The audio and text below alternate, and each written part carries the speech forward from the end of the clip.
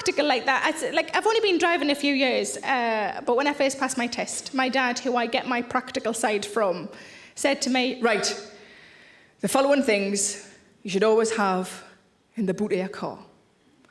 You need a blanket, you need a flask, you need a shovel. And he's right, because whenever I've killed a man, I'm always parched. But what I wanted was somewhere that makes me feel the same way my parents' house makes me feel. They've lived in the same house since they got married 47 years ago. Exactly, and this is what I wanted. I wanted somewhere that I could build memory after memory after memory.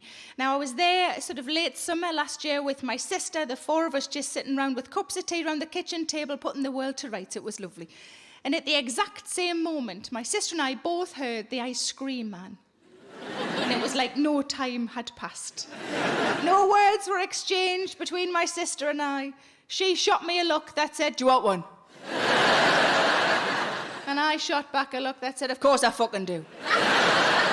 She picked up her purse and she ran out of the house. When she came back in, she told me there'd be no children anywhere near the ice cream man, just a 44-year-old woman running towards it. He'd started to pull away. She had to flag him down. And as she flagged him down, he shouted out of the window, come on, missus, you can do it.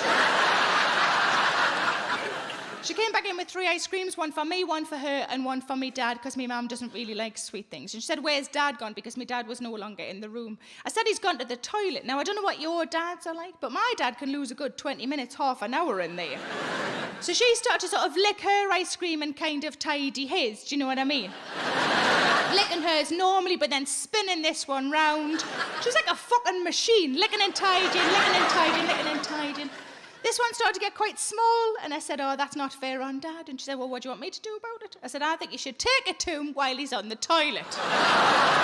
And she said, well, if I'm going, you're coming with us. So we go upstairs together. Mum and Dad's toilet is separate from their bathroom. And I said to my sister, before you go any further, you must promise me one thing. She said, what's that? I said, you must promise me that when you open that door, you keep your eyes tight shut, because you will never be able to unsee what you are about to say. She promised. She knocked on the door. My dad said, come in, like it was an office. And with her eyes tight shut, she opened the door and handed in an ice cream. And my dad said, I cannot take that. And we thought, quite rightly, because eating an ice cream while you're doing this shit is disgusting, isn't it? But my dad said, I'm reading the paper, my hands are full. I do spend a lot of time on my own. I live on my own. I do like living on my own, though. When I first decided I wanted to live on my own, my mum and dad don't really understand why people would want to live on their own. My mum said, people only live on their own if they've got no friends. And then my dad made me look up the word hermit in a dictionary. But my dad, he did give me some good advice when I was looking for flats. He said, I don't think you should get one that's got a balcony. What with living on your own, there will be a high suicide risk. Just wondered if I should have been bearing that in mind when I was viewing properties. You know, is that oven gas or electric? Is that light fitting really strong? Could have told a decent weight. 10 stone. Fuck off. 11 stone. And a half. And another fucking half.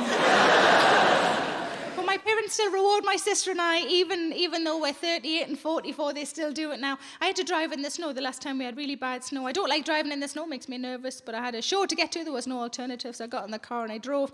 And I got there without any real mishap, but I thought I should text the people that knew I was worried about the journey, just let them know I'd arrived safely. So I texted my fella, my agent, and my dad. My fella replied, great, I'll see you later. My agent replied, lovely, have a smashing show. And my dad replied, who's a clever girl? And I just texted back, me! But I took my mum, dad, and my sister out for a nice meal just before Christmas. And midway through the meal, my mum said, when me and your dad go, we're going to go together. I said, what are we talking about now? When me and your dad go, we're going to go together. I said, are you talking about a suicide pact? And she went, no, we're not going to call it that. So I sort of did the what the fuck face at my sister. She quite calmly just said, as long as they leave me a letter explaining it, because I'm not going to go to prison for them. Just getting steadily worse. So I looked at my dad, because my dad's like the voice of reason in our family. I looked at my dad and I said, what do you think about this? And he went, first I've heard of it. He did look genuinely gutted as well. He had massive plans for what he's going to do after my mum had died. My dad's a very friendly man. He likes to talk to people. He likes to talk to everybody. He likes to know people's names. He's the sort of person in a shop, he will read all of the name badges. So if we go in a shop, he gets his change off the lid down the till, he goes, thanks very much. Jean. We're just glad that he stopped staring at an old lady's tit. We got a train last year from London up to Newcastle, me, my sister, my mum and dad. Managed to get a table on the train, awesome work. And we got really cheap first-class tickets because we booked them when I was about 9. And a lady got on the train and sat across from us on her own, and my dad was instantly sort of itching to talk to her. Strange yet must chat. And they did have a very minor conversation. My dad said something like, it's not that cold down here, is it? And the lady said, no, it's much warmer than it is up north. That was it. That was the extent of the conversation. Yet my dad still saw fit, in 10 minutes' time, when the woman removed her cardigan, to go, da-da-da, da-da-da-da.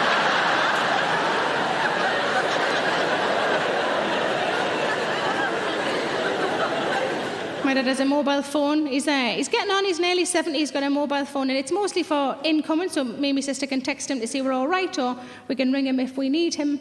He's not really bothered about texting out. He finds it a lot of faff, but doesn't really have the patience anymore. So to make his life easier, and fuck knows who taught him how to do this, he set himself a template text, which he sends out regardless of the situation. And the template text says, champion, love dad.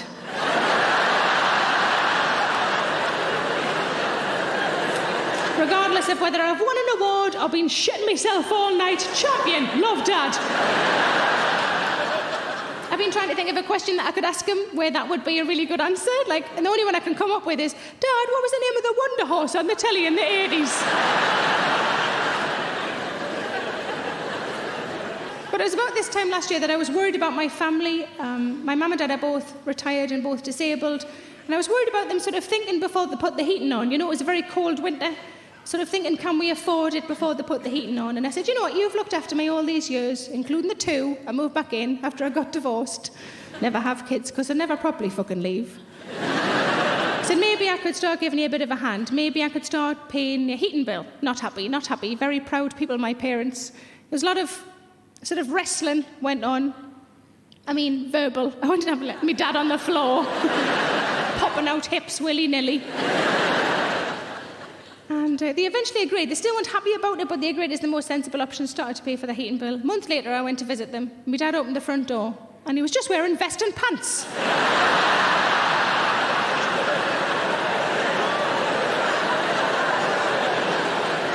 And I went, Dad, it's 3 in the afternoon. Why haven't you got any clothes on? It's boiling in there.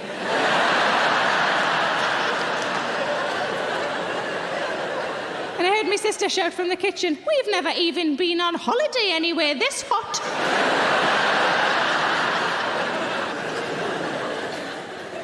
So I bought a blusher.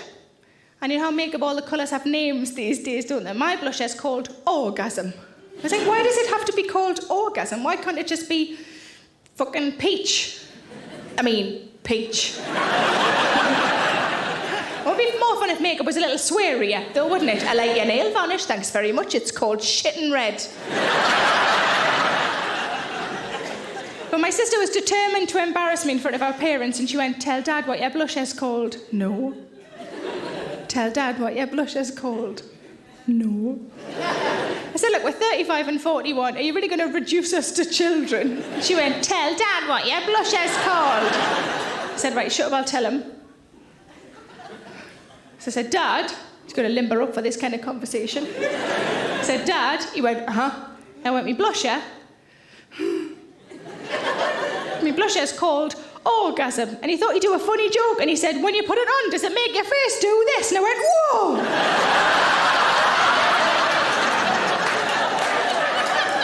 Whatever you're about to do, you must never do when I am there.